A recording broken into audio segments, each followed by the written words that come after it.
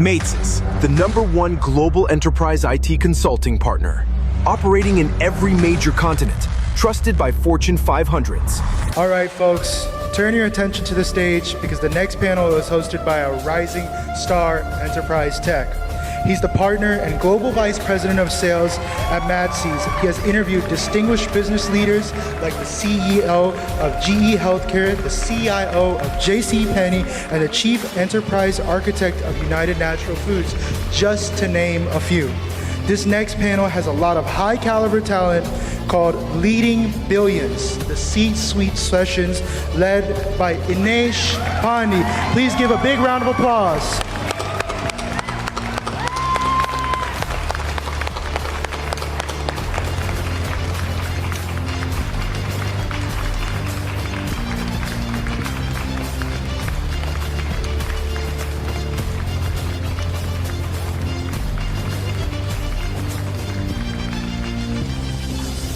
அனைவருக்கும் வணக்கம்.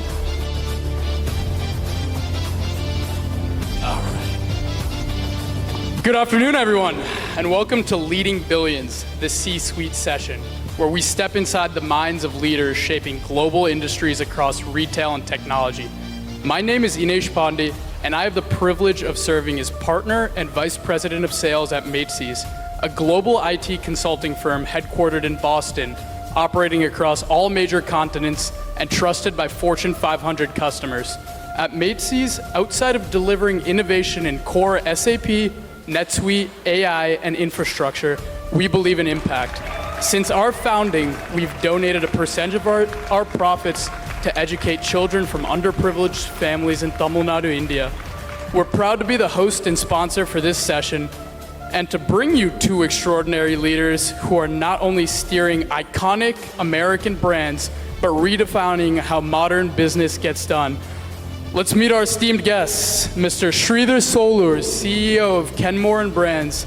As an innovation-first leader, CEO, Sridhar has led at tech giants like HP and Comcast, and now spearheads iconic American brands through digital transformation. Please give it up for Sridhar Solur.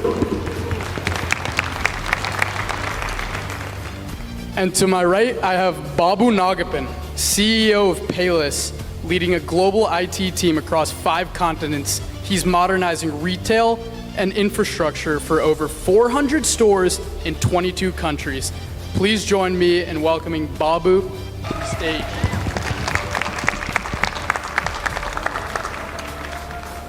All right, #1 theme for this panel that I want to start off with is decision-making at scale. What's going on behind the boardrooms of these iconic brands? Sridhar, you've been at the helm of both startups and legacy brands. How do you make bold decisions when stakes are high and millions are on the line? First of all, thank you for having me on the panel. I wish, Inesh had given us a little bit more heads up so that all of us could be wearing the same colored shoes, With that said, I want to highlight 3 things in terms of decision making.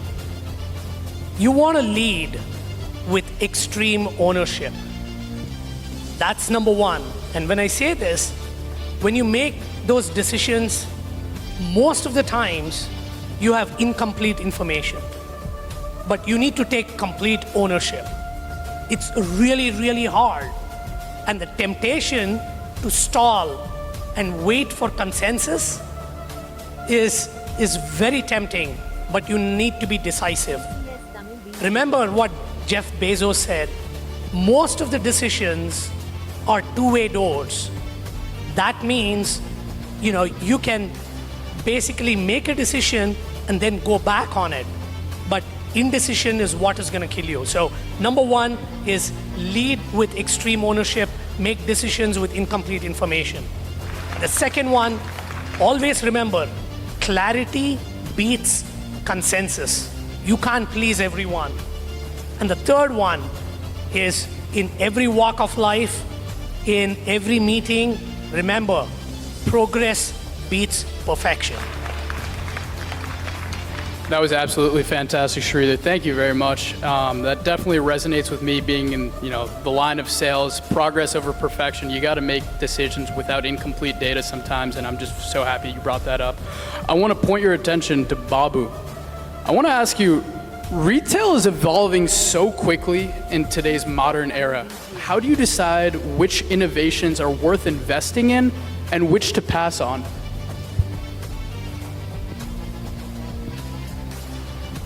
Ellarukkum vanakkam. It's a good question. The challenge that I deal with every single day. I read an article sometime back, long ago, that on an average between 60 to 90 AI apps are being released into the market. The CEO, the CMO, the CFOs of my company, they go into a conference or networking, talk to their peers, learn about this new innovation and come back to me and want this to be done immediately. I have to, most of the time I have to say no. And how do we decide which one to choose, which one not to choose? First and foremost is that new app is aligning with your strategic goal. If yes, that goes to the next step. If it's not, does it bring value? That value more than your current strategic goals that you're working on? Is it going to be disrupting? Is it going to increase your bottom line? Those are the aspects we need to look into it. If it meets these two conditions, even then, can we do it? Are we organizationally ready? Is our data ready? Is our architecture ready? These are the criteria we choose to decide whether to choose an innovation or not. That's definitely what I've been hearing across the industry. Thank you, Babu, for that. The next theme that I want to bring up with the two greatest minds on this panel are, to both of you, what have been your most challenging digital transformation projects, and what was the key factor in making it successful? So I'm opening it up to the both of you, whoever would like to answer first. All right. In terms of large projects, and your focus being digital transformation, Anish, I want to say this. It's never the technology. It's always internal alignment. And I wrote this down, and I said this: internal alignment of incentives, people, and KPI. That's far more important than the digital transformation that's going to happen. You need to get that layer sorted out before you embark on any digital transformations. We have done things like lift and shift, we have done cloud native, and we have done A/B testing of both to understand the efficacy and speed. And we have come to a conclusion that culture will eat your strategy for breakfast. You want to make sure absolutely that you have internal alignment first. And that is the biggest success factor for any digital transformation project. Totally agree with you, Sridhar. I mean, that's the first and foremost thing, right? If you don't have internal alignment, and there's no project that's going to be successful. And it's more important that you do this on digital transformation. We keep hearing about this word digital transformation for a very long time. We had a situation where the company had to go through a bankruptcy process, and as part of the process, we had a infrastructure close to this size of the room, many servers that have to be moved in 18 months. So it has to be done. There was no choice. So as Sridhar mentioned, everyone was aligned. That was very clear. So that was easy for us. And the second thing what we have to do is we have to understand that not everything is possible within the time frame. So we have to shortlist to a minimum viable. What can we do? The things what we can't do, what is the standard operating procedures? How is the business can manage those things until we are ready to deliver those things? Again, as Sridhar mentioned, is the business alignment. Prioritizing is very, very key in this process. And keeping out of the box, the change management mindset is also very key here. When you're going for out of the box SaaS solutions, the moment you touch it to the way you want it, it's going to take longer time. So those are the simple principles we get out of the box. Easier implementation, quicker implementations, aligning with the business, made the project successful in the 18 months. That is absolutely fantastic. Sridhar, I wanted to follow up with you and ask, what lessons can American retail learn from Silicon Valley?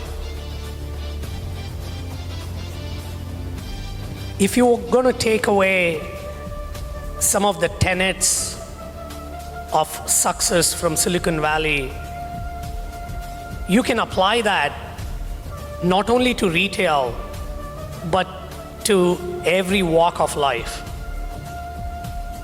The essence of Silicon Valley is associated with speed and humility coming together. And the iterative process of you test, you learn, and you ship fast, and you make changes fast. Remember the statement, real entrepreneurs ship. So you need to be able to ship the product. And the underlying mantra there is progress over perfection. And I really think that has to be imbued into every organization, every industry, and you will only see the metabolism of that organization increasing if you can embrace the tenets of Silicon Valley. Thank you for that.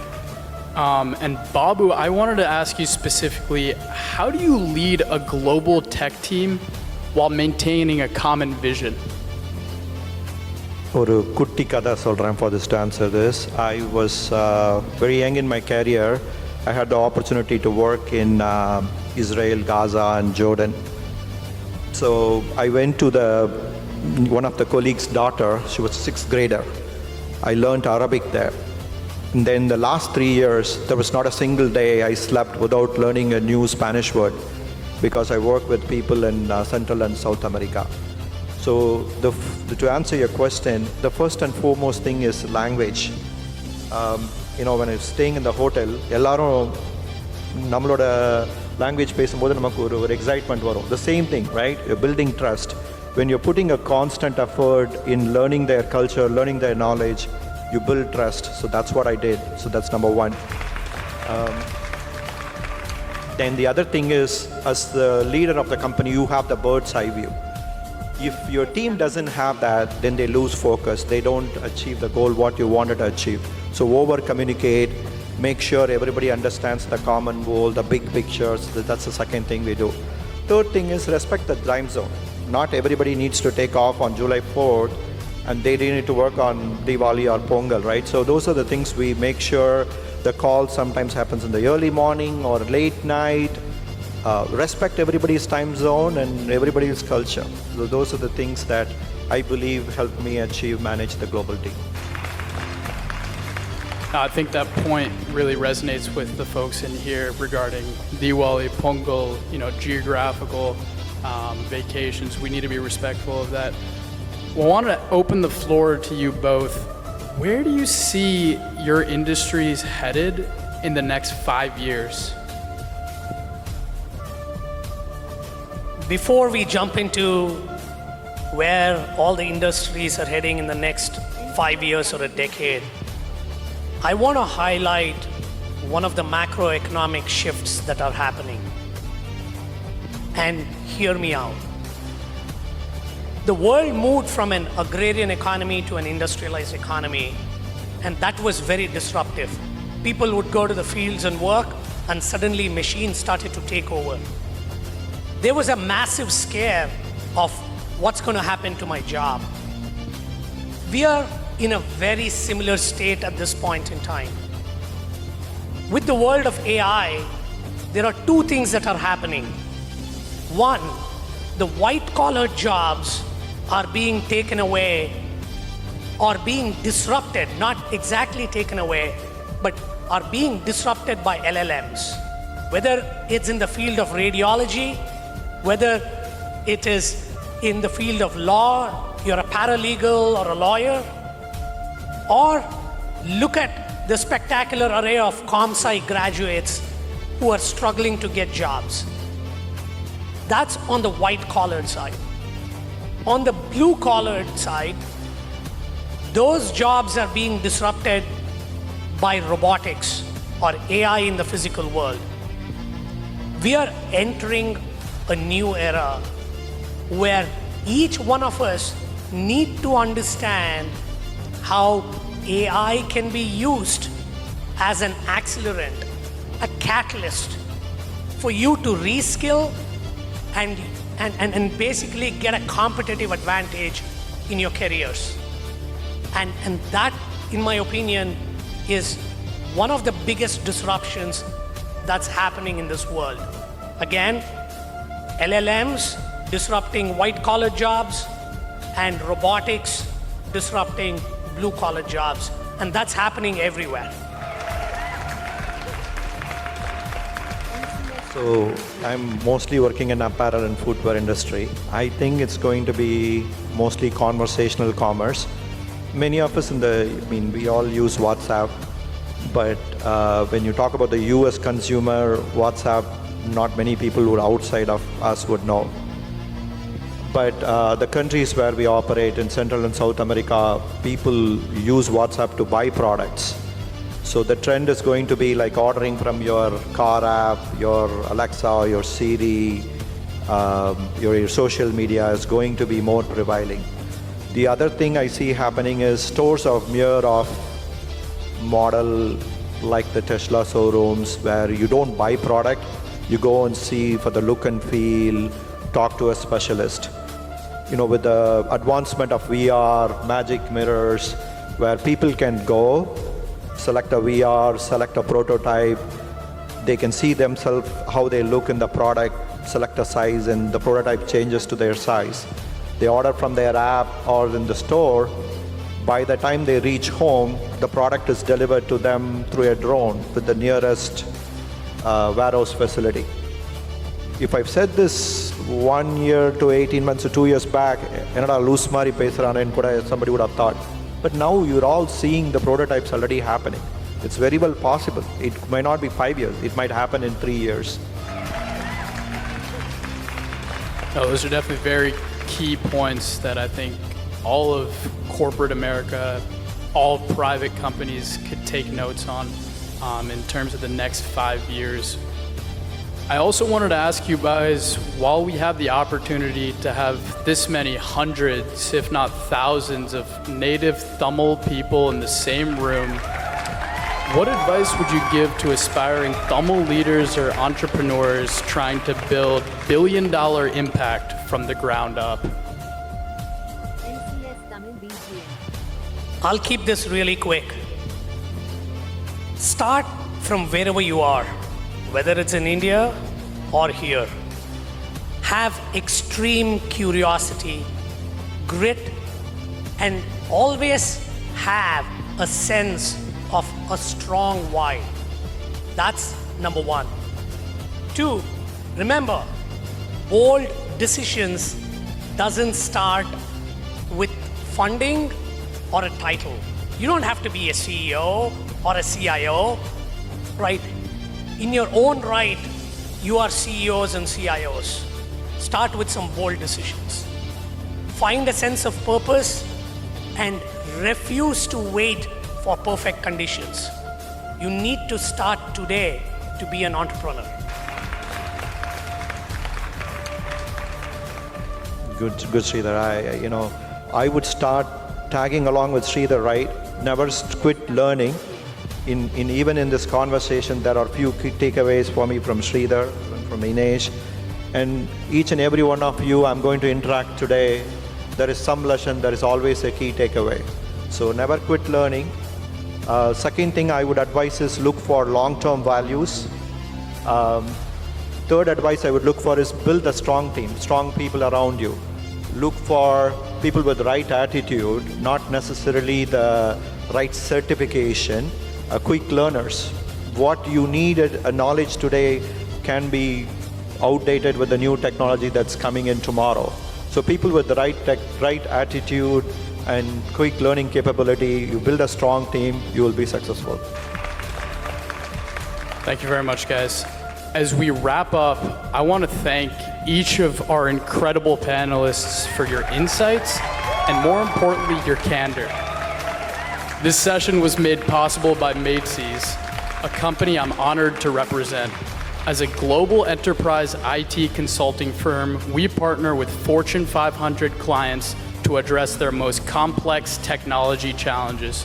What truly differentiates us, however, is our commitment to social impact. We actively reinvest in communities, particularly within Tamil Nadu, where we not only hire and develop high-performing IT teams at our Madurai facility, but also support educational opportunities from children from underserved families.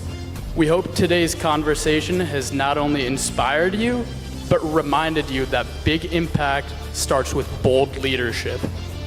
Thank you very much for your time, and I hope the best for you all.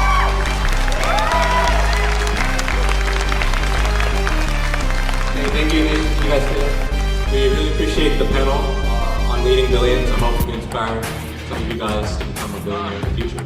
But to present the flags for the speakers, to give the award for Babu Nagapan.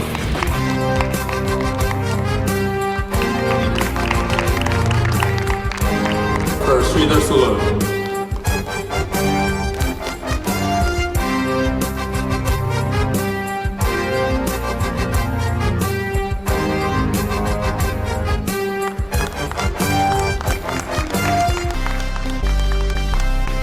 And finally, we'd like to call for our moderator, Inesh Pandey.